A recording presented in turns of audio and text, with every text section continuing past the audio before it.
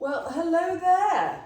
Once again, I seem to be behind a pile of hornbeam catkins, which I've cut for my first wholesale order of the year.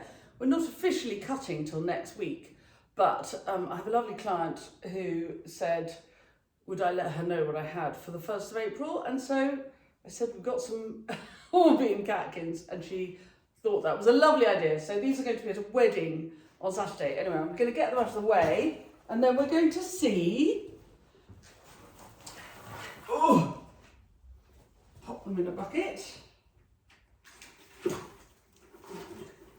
And then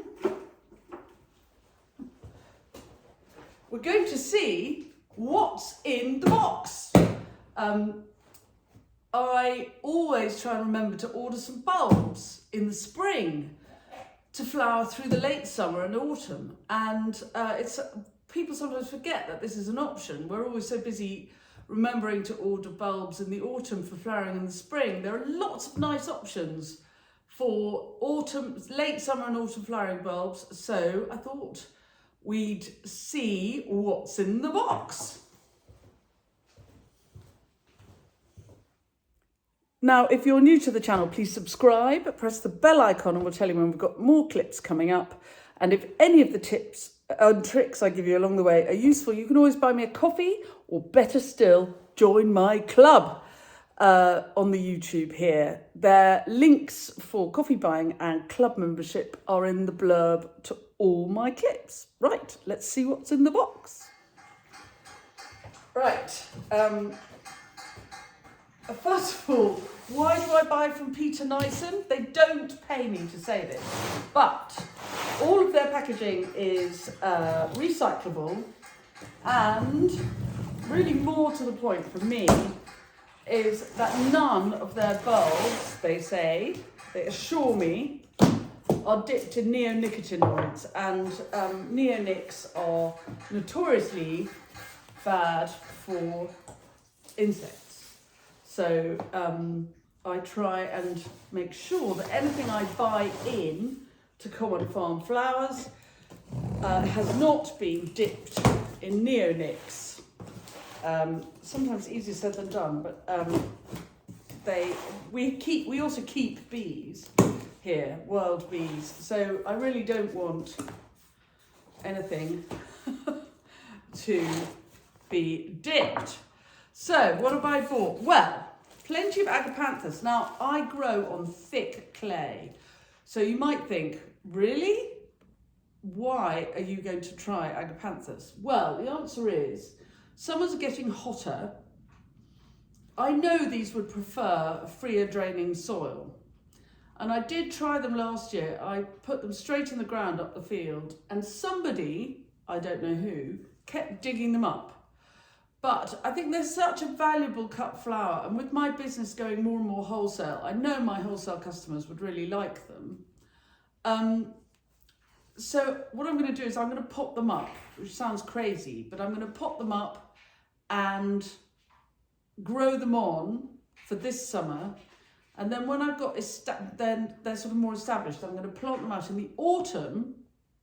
Crazy. And if they survive the winter, then I'll know I've got a good idea. But I'm not going to just plant them out, which I did last year, because whoever it was that dug them up didn't eat them. They just dug them up and sort of looked at them. It's very annoying.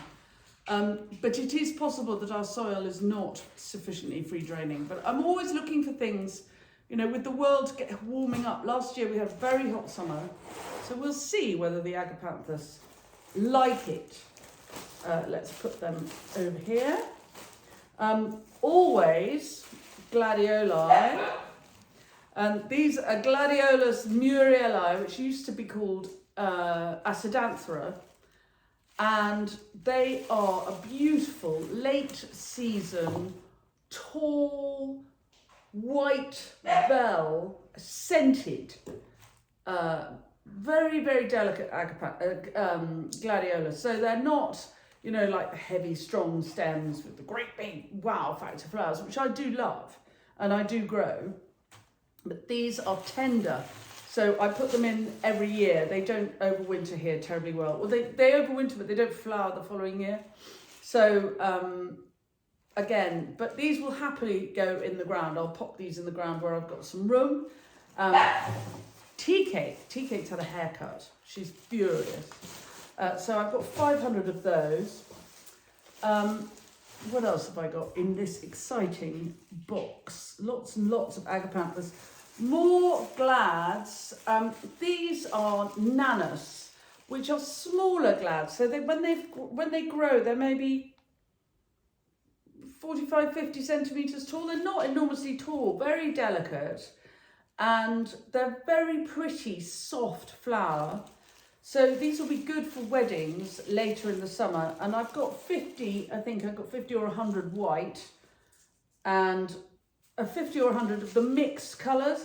I'm not an enormous fan of planting things mixed colours, but for my, regular subscription type work, actually these will be really useful. So I'm glad I got those. More agapanthus, National Collection of agapanthus. Oh look, yes, so these are fun. These are crocosmia, and these we've been experimenting with these in the kind of wild areas of the garden, on the edges of the woodland patches. They've taken really nicely, and I love the late summer colour. Wonderful flash of really good red, great foil for the dahlias, lovely arch of good stem, good structure, good shape, just altogether good. I like the leaves, tall, pointed, very useful. And then when they go over, they make wonderful seed heads, which I also really like. So I ordered a few more of these to pop in around the place as a flash of colour in the woodland. We are about to deer fence the whole plot. There's been a population of explosion of deer since the pandemic, because obviously for that summer there was very little traffic, and the deer really loved it. So we've got deer all over the place. So we are going mad and spending a fortune fencing the plot against the deer. And so that's why I'm beginning to think about things that are going in the woodland. For example, those hellebores I put in the other day. It's a risk because the deer fencing hasn't gone up and it isn't due to go up till early May. But so long as they don't get eaten off between now and early May, they should do well. And then these, going forward, I hope to be able to take out all the interior fencing here, which slows me down and prevents me growing things sort of in the wild, if you like, which might be really, really useful. Right, next, I stopped the film because I wanted to dig around and make sure I got everything out. Before, I thought it'd be boring if I was just going through everything. So next, these are toad lilies, very exciting. Tricertes, I'm sure I'm pronouncing that wrong. And the variety I've got is Blue Wonder. And again, these I'm going to try in my shady woodland. I saw them once. Our woodland is quite wet. Well, our ground is quite wet because we're very thick clay. At the moment, it's literally squelch, squelch, squelch as I walk around it. And I saw these once massed at a garden owned by John Lewis, weirdly, in Hampshire, where I went and taught a workshop. And I thought they were fantastic. So I'm going to try them again. Trying, you never know, they may work, they may not, but they're very nice, lovely people. And then I'm going to put these in pots because, again, they're going to go outside the back door. We'll see how they do. I haven't grown them before. I want to see what they are going to do for me. So I've got this Galtonia candicans, which is kind of ornithogalum, and again, I'm sure I'm pronouncing that wrong. But I think this will look great in my pots outside my back door. I've got some hilarious things to put in the pots outside the back door this year. I'm growing Spanish flag and morning glory. I'm going for sort of jungle. So these will cool the jungle down a little bit because they're white. Tuberose, again, going to go into the pots outside the back door. We'll see how they do. Again, not necessarily hardy. So I've just got a few to try, see if I like them. If I like something, I'm not going to just put 200 of something in the ground and then find I don't like it. It's too much money. So I'll try something, see, and then we'll see how we go. And also for the pots outside the back door, I've got some lilies, which I don't normally grow, but again, rush of blood to the head, why not? So I haven't got very many, but a few to pop in there and see how they go. And that is what's in the box. What are you going to order? Bulbs for flowering through the high and late summer and into the autumn. It's very easy to forget that it's an option. If I were a flower farmer, I would not be without my Gladiolus murieli, aka Acidanthera. That's my number one favourite.